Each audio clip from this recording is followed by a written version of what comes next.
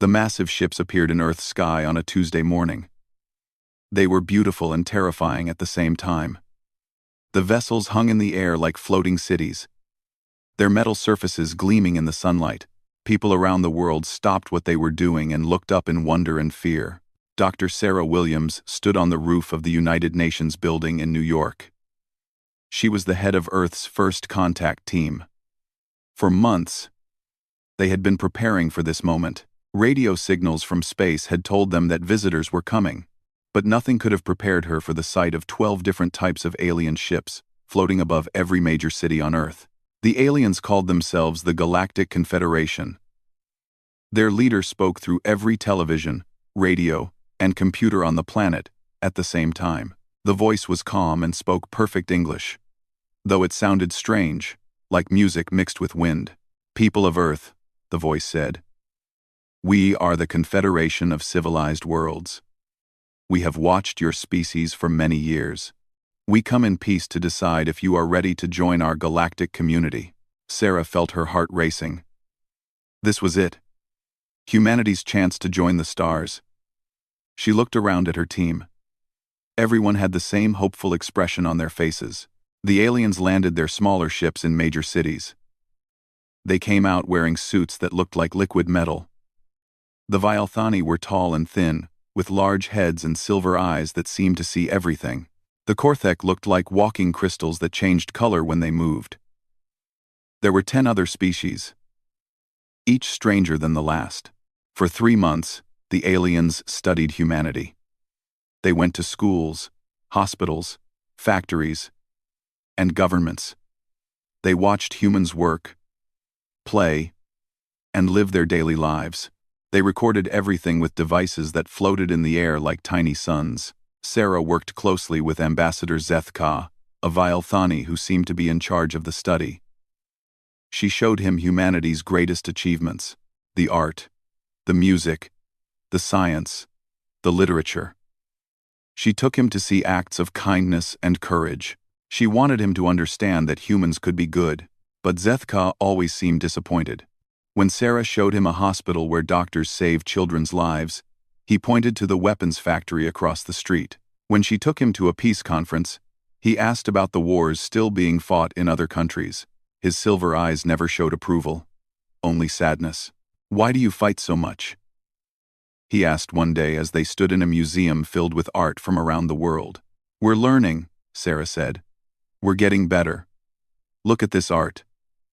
Look at what we can create when we work together." Zethka touched a painting with one long finger. "Yes, you create beauty. But you also create weapons. You destroy your own planet while making these pretty things. This is why we worry about your species." The other alien species were even harder to impress. The Korthek only cared about technology, and they thought human computers were like stone tools compared to their crystal networks. The Hegemony Council, a group of beings that looked like floating jellyfish, said humans were too emotional and unpredictable. Sarah tried everything. She brought the aliens to meet the world's greatest scientists, artists, and leaders. She showed them human achievements in medicine, space travel, and engineering. But for every good thing she showed them, the aliens found 10 bad things to point out. The testing went on for 3 months. Then, on another Tuesday morning, the aliens gathered all of Earth's leaders in one place. The meeting was held at the United Nations, and every screen in the world showed what happened. Zethka stood at the front of the Great Hall. His silver eyes looked sad as he began to speak. "People of Earth," he said, "we have completed our study of your species. We have seen your potential, but we have also seen your problems. You are a young species, and you still have much to learn." Sarah felt her stomach drop. She knew what was coming. You fight wars over small differences. You damage your planet for short-term gains. You cannot even unite your own world under one government. Your technology is primitive. Your thinking is chaotic. You are not ready to join the galactic community. The hall erupted in noise. Leaders from every country began shouting. Some begged the aliens to give humanity another chance. Others demanded to know what right they had to judge Earth. Zethka raised his hand. and the room became quiet. "This is exactly what we mean," he said. "You cannot even listen to difficult news without chaos. How could you handle the responsibilities of galactic citizenship?" "But we can change," Sarah said, standing up. "Give us time.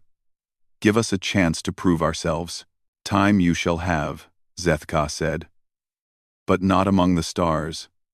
We are placing your solar system under protective quarantine. You will remain here until you prove you can live in peace with each other. Perhaps in a few thousand years, you will be ready." The alien ships began to move. They spread out around the solar system, setting up a network of devices that created an invisible wall around the sun and all its planets. Some ships stayed to monitor Earth, but most left through doorways in space that closed behind them. Sarah watched from the roof as the beautiful alien ships disappeared. The sky looked empty and normal again.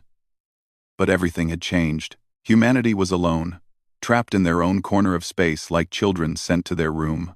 The next few days were chaos. Some people rioted in the streets. Others fell into deep sadness. Many just tried to pretend nothing had happened. But Sarah and her team began planning immediately.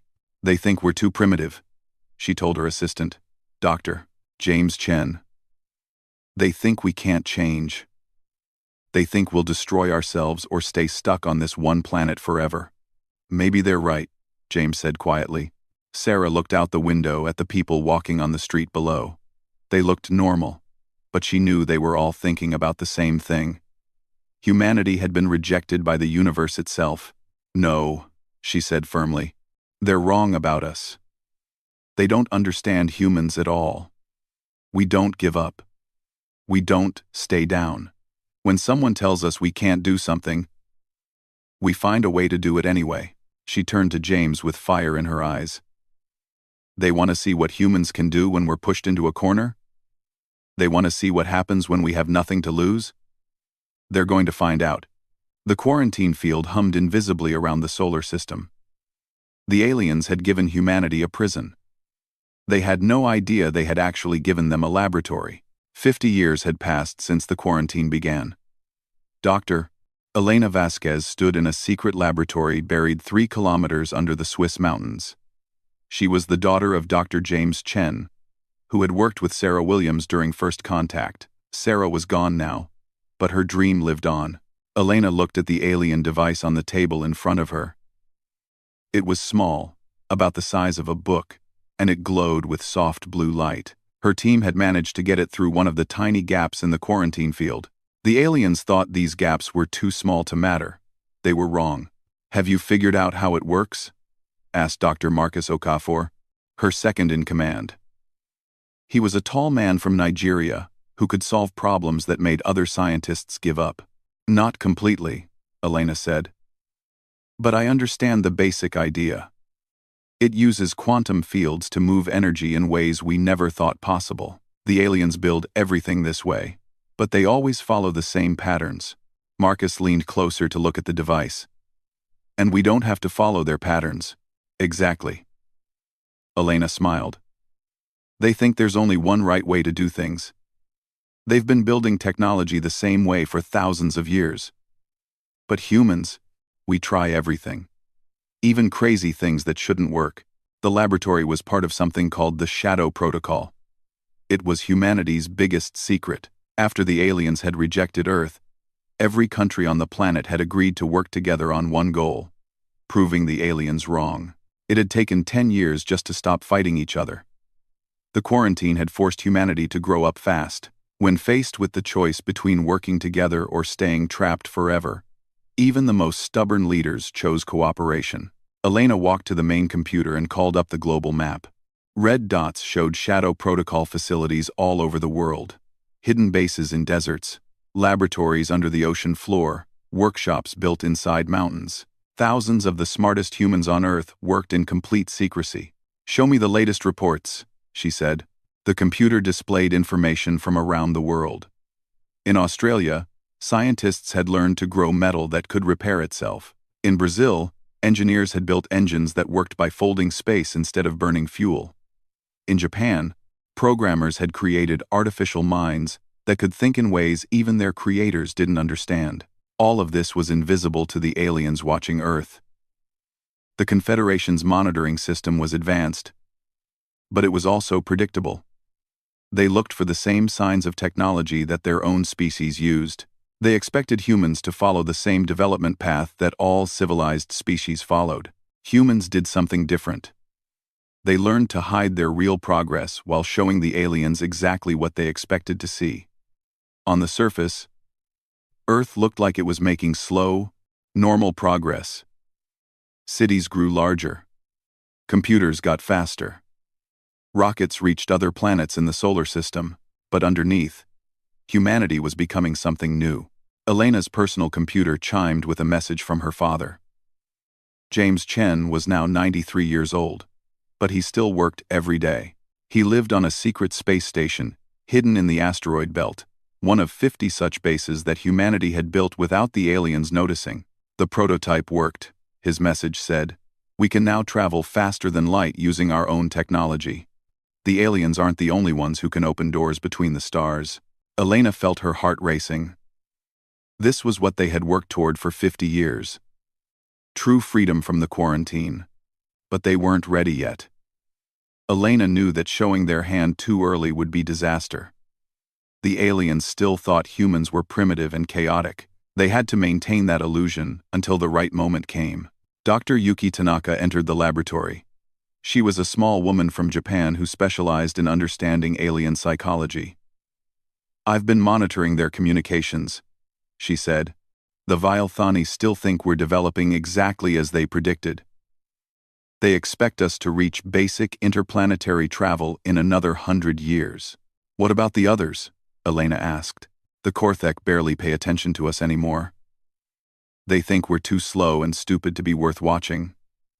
The other species agree. As far as they're concerned, we're progressing at the normal rate for a primitive species. Elena nodded. This was perfect. The aliens' greatest weakness was their arrogance.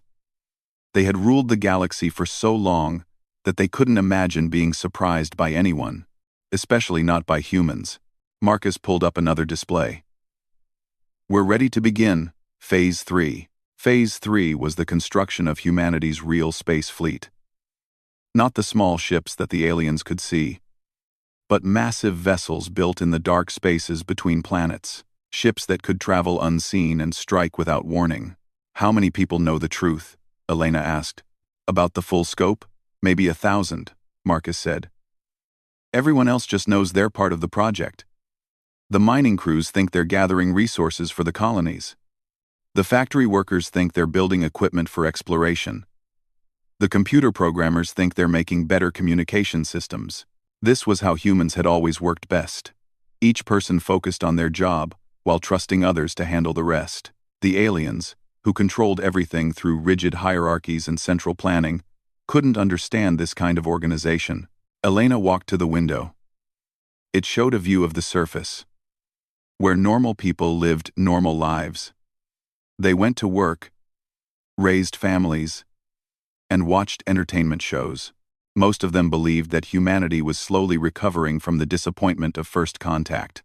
They had no idea that their species was preparing for something the galaxy had never seen. There's something else, Yuki said quietly. Our deep space sensors picked up something strange. There's another empire out there, beyond Confederation space. They're moving toward this part of the galaxy, and they don't look friendly. Elena turned back to the group. Show me. The display changed to show a map of the galaxy. The Confederation controlled about 1/3 of it, marked in blue. But from the far edge, a red mass was slowly expanding toward them. We call them the Zephyrians, Yuki said. They're completely different from the Confederation species. They don't negotiate. They don't trade. They just consume everything in their path. Elena studied the map. The red area was still far away, but it was moving steadily. At its current speed, it would reach Confederation space in about 50 years. Do the aliens know about this? Marcus asked. They must, Yuki said. But they're not doing anything about it. They probably think their technology and experience will be enough to stop any threat. Elena smiled grimly. The aliens were about to learn the same lesson that humanity had learned 50 years ago. Sometimes the universe didn't care how advanced or civilized you thought you were. Keep monitoring both situations, she said. And speed up Phase 3. I have a feeling we're going to need our fleet sooner than planned. As the team dispersed to their work, Elena remained at the window. The aliens thought they had taught humanity a lesson about knowing their place in the universe. They were right, in a way. Humanity had learned their place. But it wasn't the place the aliens thought they had assigned them. Humans belonged wherever they chose to be. And soon, the galaxy would learn that truth. Commander Marcus Chen floated in the command center of the HSS Defiance, humanity's newest stealth battleship. Through the transparent walls, he could see the vast construction yards of Haven Station. Thousands of human workers moved like ants across the skeletal frames of ships that would have made alien engineers weep with envy. 100 years had passed since the quarantine began. Marcus was the great-grandson of Dr. James Chen, and he carried the family tradition of proving aliens wrong. "Status report," he said to the air. The ship's AI responded immediately in a voice that sounded almost human. "All systems optimal, Commander. The cloaking field is holding at 100% efficiency. Long-range sensors show no Confederation activity within 50 light-years of our position." Marcus smiled. The aliens still had no idea that humanity now controlled 17 star systems. They still believed humans were trapped in the Sol system, slowly learning to build simple space stations and mining facilities. The truth was that humanity had become something unprecedented in galactic history. They hadn't just broken free of their prison. They had turned their punishment into the greatest advantage any species had ever possessed. Admiral Sarah Chen entered the command center. She was Marcus's sister and the leader of the Void Fleet, humanity's secret armada. At 45, she had never known a world where humans weren't preparing for war. "The latest intelligence reports," she said, handing him a data pad. "Our spy network in Confederation space confirms what we suspected. They're completely unprepared for what's coming. Thanks for watching. I'm Monoman." Marcus read through the information. The Zephyrian hegemony was only 10 years away from Confederation space now. Their scouts had been spotted by long-range sensors, but the aliens were responding with typical arrogance. They thought their advanced technology and centuries of experience would easily handle any threat. "They still fight wars the same way they did 1,000 years ago," Sarah continued. "Big fleets in straight lines, following predictable strategies. The Zephyrians are going to eat them alive." Through the observation deck, Marcus could see the newest additions to humanity's fleet. The ships were beautiful in a deadly way. Like metallic predators swimming through space, they bore no resemblance to the bulky, obvious vessels that aliens preferred. Human ships were built on different principles. Where alien vessels relied on heavy armor and massive weapons, human ships were fast, smart, and nearly invisible. They could appear anywhere, strike without warning, and disappear before the enemy could respond. "Remember when we thought their technology was impressive?" Sarah asked, looking at a display showing captured Confederation equipment. Marcus laughed. "That was before we learned to think like humans instead of like aliens. It had taken decades for humanity to understand their own advantage. The aliens had advanced by following rules, building on previous knowledge, and improving existing designs. They were very good at this, but they were also predictable. Humans did something different. They broke rules. They tried impossible things. They combined ideas that shouldn't work together, and somehow made them function. Where aliens saw one solution to each problem, humans saw 100 possibilities. The result was technology that aliens couldn't understand even when they were looking right at it. Human ships used quantum drives that folded space in ways that violated alien physics. Human computers thought in patterns that alien minds couldn't follow. Human weapons hit targets that alien sensors insisted weren't there. Dr. Elena Vasquez III entered the command center. She was the granddaughter of the woman who had started the Shadow Protocol, and she now led all of humanity's scientific research. At 70, she was still sharp enough to solve problems that stumped scientists half her age. "The final test results are in," she said. "The new matter converters work perfectly. We can now turn any raw material into anything we need. Anywhere we need it. Marcus nodded. This was the last piece of the puzzle. With matter conversion technology, human fleets could operate independently for years without returning to base. They could build new ships, weapons, and supplies from asteroid debris or cosmic dust. How long until we have enough ships to matter? Sarah asked. We already do, Elena said with a smile. The Void Fleet now has over 10,000 vessels of various sizes. We have more firepower than the entire Confederation Navy, and they don't even know we exist. The three of them moved to the main strategic display. It showed the galaxy in detail, with human positions marked in green, Confederation space in blue, and the approaching Zephyrians in red. The question isn't whether we can help, Marcus said. The question is whether we should. This had been the great debate among human leadership for the past decade. The aliens had rejected humanity, called them primitive and unworthy. They had trapped humans in their own solar system, like dangerous animals. Did humanity owe them anything? My grandmother always said we're not doing this for revenge, Elena said quietly. We're doing this to prove who we really are. Sarah activated another display. It showed intercepted Zephyrian communications. The translations were terrifying. The Zephyrians didn't just conquer other species, they absorbed them completely. Entire civilizations disappeared without a trace. If the Confederation falls, Sarah said, the Zephyrians will have access to all their technology and knowledge. They'll become unstoppable. Marcus understood. This wasn't about saving the aliens who had rejected humanity. This was about preventing something much worse from taking their place. The command center's main screen activated, showing a live feed from Earth. Most humans still lived on their home planet, unaware of the vast empire their species had built among the stars. They went about their normal lives while their hidden guardians prepared for the greatest battle in galactic history. The irony is beautiful, Elena said. They judged us for being chaotic and unpredictable. Those exact traits are the only thing that's going to save them. An urgent alert sounded through the ship. Lieutenant Torres, the communications officer, looked up from his station with wide eyes. Commander, he said. We're receiving emergency transmissions from the Confederation frontier. The Zephyrians have arrived early. They're attacking the outer systems. Marcus felt his stomach tighten. They had planned to have another 5 years to prepare.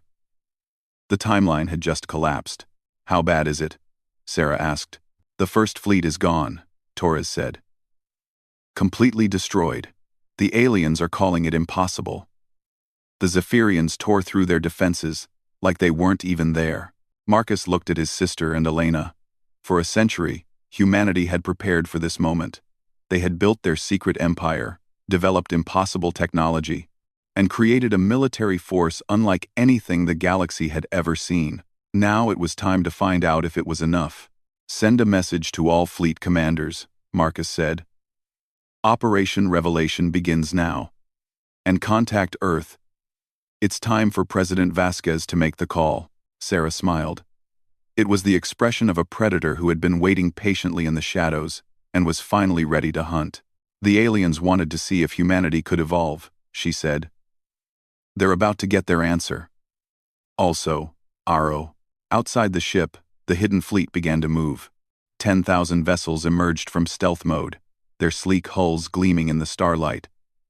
For the first time in a century, humanity was ready to show the galaxy who they really were. The Confederation was about to learn that sometimes the species you underestimate becomes the species that saves your life.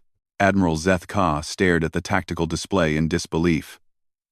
The Zephyrian swarm had destroyed another Confederate fleet, and there was nothing left but debris and radiation.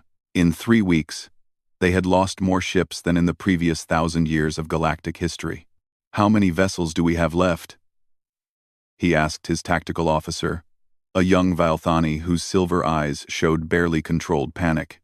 43% of our combined fleet remains operational, came the reply.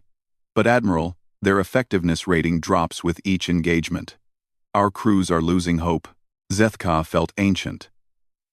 He had commanded Confederate fleets for 2 centuries, but nothing had prepared him for this.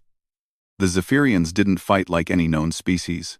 They moved like a single massive organism, adapting to every strategy the Confederation used against them.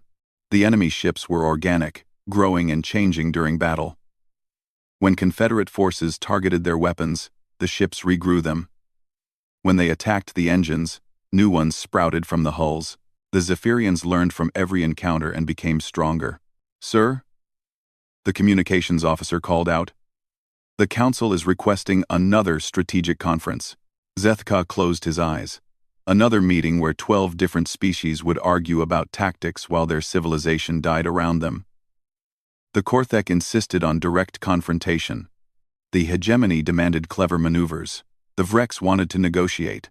None of them understood that they were fighting something that couldn't be defeated by conventional means. "Tell them I'll attend," he said wearily. Then he turned to his personal aide. "And prepare the evacuation protocols for our core worlds. We may need to abandon the frontier entirely." The strategic conference took place in virtual space, with representatives from all 12 Confederate species appearing as holographic images. The debate began immediately, voices overlapping in a dozen different languages, while translation systems struggled to keep up. "We need to consolidate our forces," insisted General Korthvex, the crystal being who commanded the Korthek military. "Meet them with overwhelming firepower in a single decisive battle." "Foolish," replied Counselor Aethes of the hegemony, her jellyfish-like form pulsing with agitation. "They adapt to whatever force we bring against them. We need subtlety, not strength." Zethka listened to the familiar arguments. For 3 weeks, they had been having the same debate while the Zephyrians consumed system after system. The Confederate species were individually brilliant, but they couldn't think outside their own patterns. Each race saw the problem through their own cultural lens and proposed solutions that reflected their nature rather than the situation. "Perhaps," said a new voice, "you need a fresh perspective." The conference fell silent. The voice had spoken in perfect galactic standard, but with an accent none of them recognized. The translation systems couldn't identify its origin. "Who dares interrupt the Confederate War Council?" General Korthvex demanded. "Someone who's been watching your tactical failures with great interest," the voice replied. A new hologram appeared in the center of the conference space. It showed a human female in a dark uniform, with short gray hair and calm brown eyes. Zethka felt his mind struggle to process what he was seeing. "Impossible. You're quarantined. How are you transmitting to us?" "Admiral Sarah Chen of the Human Void Fleet," the woman said, ignoring his question. "And you're correct that this should be impossible. We've done a lot of impossible things in the past century." The conference erupted in chaos. Representatives began talking over each other, demanding explanations, accusing each other of security breaches. Admiral Chen waited patiently for the noise to die down. "You have approximately 6 hours before the Zephyrian main fleet reaches your stronghold at Kepler 442, she said calmly. "Your current defensive plan will fail, and you'll lose another 30,000 ships. Unless, of course, you'd like some help." "Help?" Zethka found his voice. "From the species we deemed unfit for galactic civilization?" Admiral Chen smiled, and there was something predatory in the expression. "Ironic, isn't it? But let's save the philosophical discussion for later. Right now, you have a choice. Accept our assistance and possibly survive, or maintain your pride and definitely die." Before anyone could respond, the tactical displays throughout the conference updated simultaneously. New contacts appeared on the screens, thousands of them, surrounding the Zephyrian fleet in a perfect 3-dimensional formation. What are those?" whispered Counselor Aethys. "The Human Void Fleet," Admiral Chen said. "We've been waiting in stealth mode for the right moment. Consider this your formal introduction to humanity's true capabilities." Zethka stared at the display. The human ships were unlike anything he had ever seen. They moved like living things, flowing around the Zephyrian formations in patterns that seemed random, but felt somehow perfect. There were thousands of them, appearing from empty space as if they had been ghosts made real. "This is impossible," General Korthvek said. Your species was primitive. You barely had space travel. How do you have a fleet that size? You saw what you expected to see, Admiral Chen replied. We learned to give you exactly that while building something you couldn't imagine. The question now is whether you're willing to follow our lead. On the tactical display, the human fleet began to engage the Zephyrians. But they didn't fight like any military force the Confederation had ever seen. Instead of forming battle lines or following established tactics, the human ships moved in seemingly chaotic patterns that somehow worked together perfectly. Individual human vessels would dart in, strike at unexpected targets, and vanish before the Zephyrians could respond. Groups of ships would coordinate attacks that hit the enemy from impossible angles. The entire fleet seemed to think as one mind while acting with the creativity of thousands. How are they doing that? Zethka asked, fascination overcoming his shock. We don't fight by your rules, Admiral Chen said. We don't follow your patterns. We're chaotic.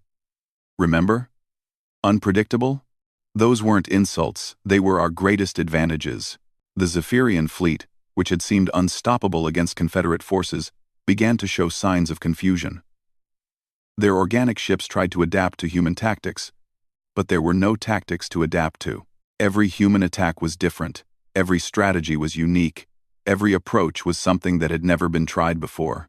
They're creatures of hive intelligence, Admiral Chen explained as the battle continued. They adapt by learning patterns and developing counters. But you can't counter chaos.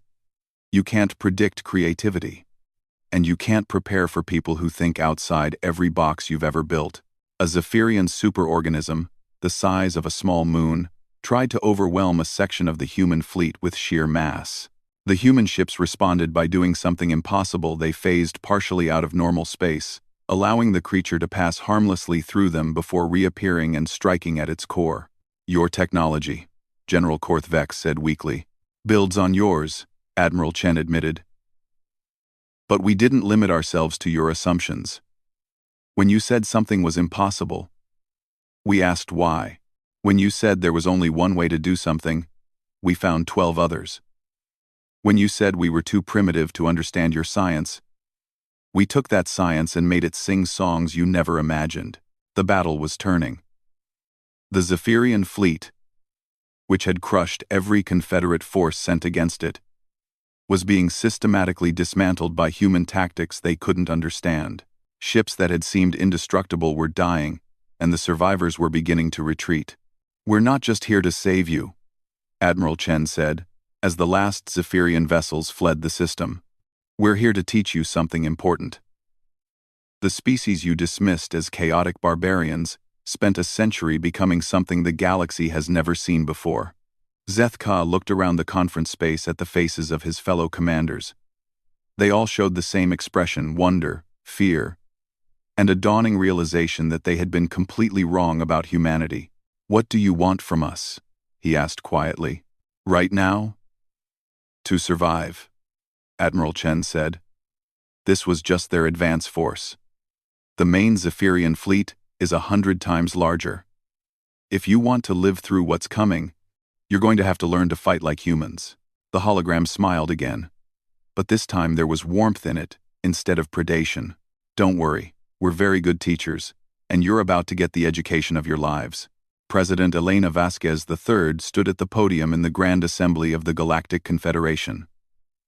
The massive hall could hold representatives from 1,000 worlds. But today, it felt intimate. Every seat was filled, and every eye was focused on the human woman who had once been considered too primitive to deserve a place among the stars. 6 months had passed since the Battle of Kepler 442. 6 months since humanity had emerged from the shadows to save a civilization that had rejected them. The Zephyrian threat was over, their vast fleets scattered and destroyed by tactics they could never have imagined. Elena looked out at the assembled representatives. The Vilethani sat in their silver robes, their ancient eyes now showing respect instead of dismissal. The crystal-formed Korthek had changed color to display formal acknowledgement, something they had never done for another species. Even the proud Hegemony Council had positioned themselves in the configuration that indicated willingness to listen. Honored representatives, Elena began, her voice carrying clearly through the hall's perfect acoustics.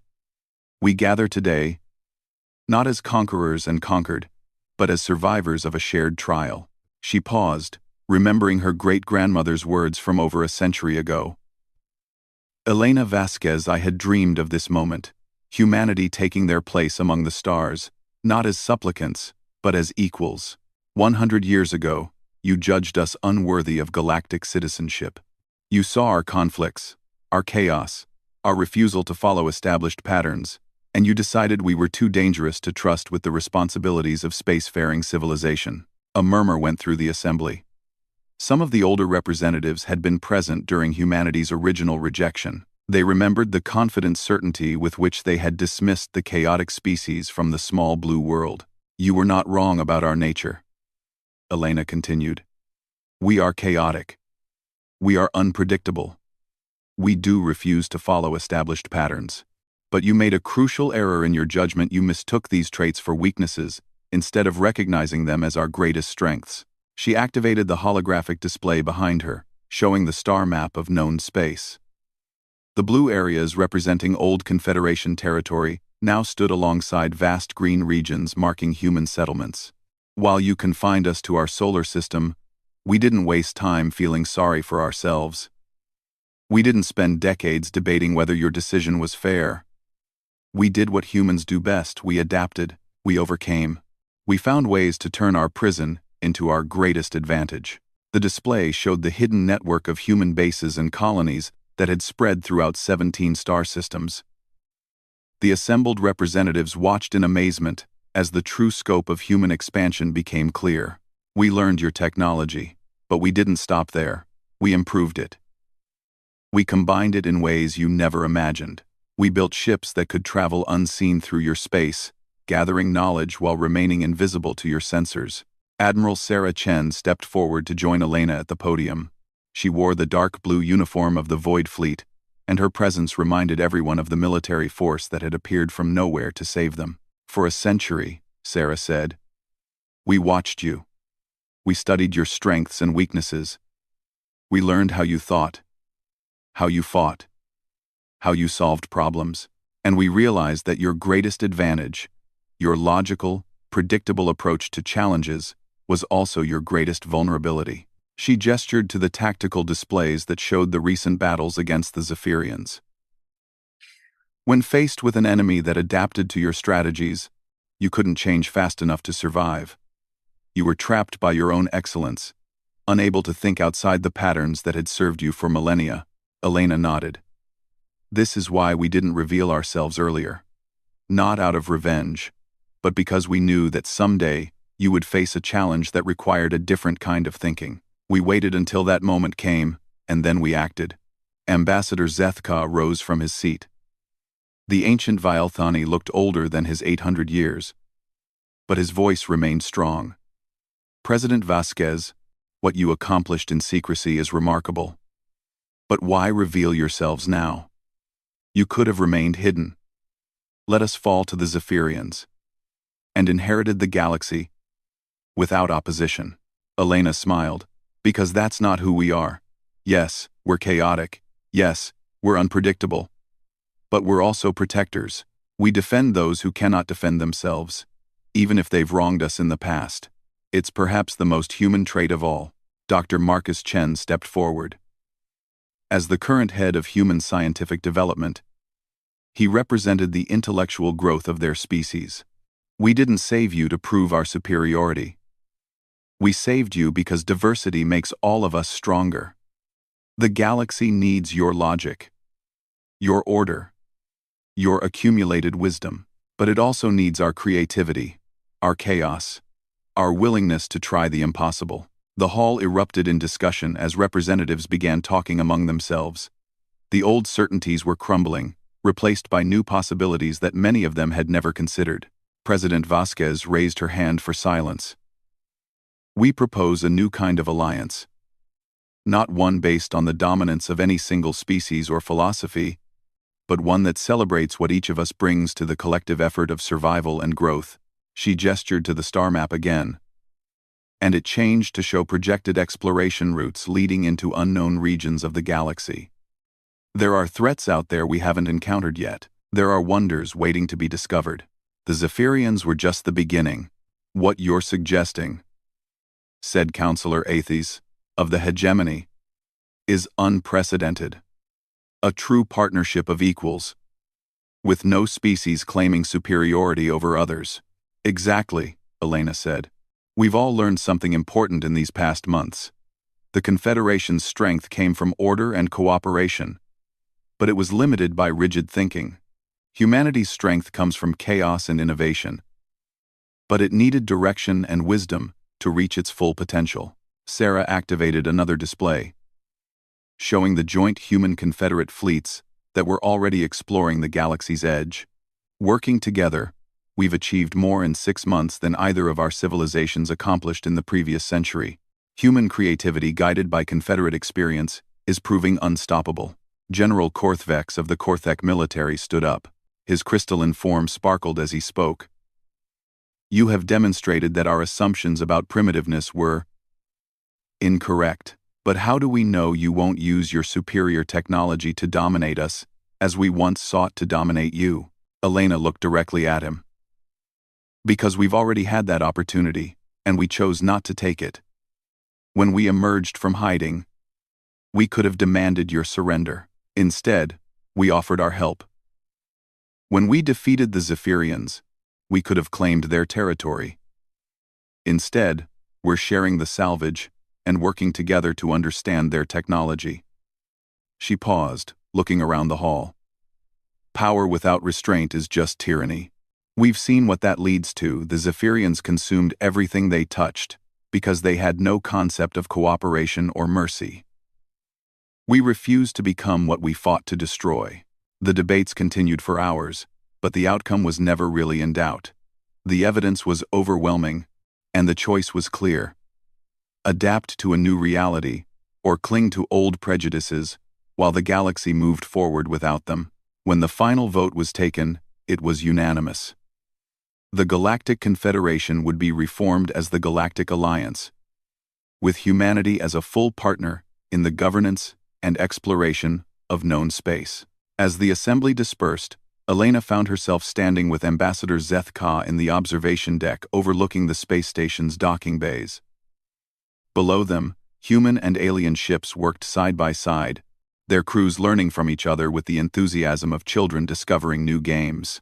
I owe you an apology, Zeth Ka said quietly.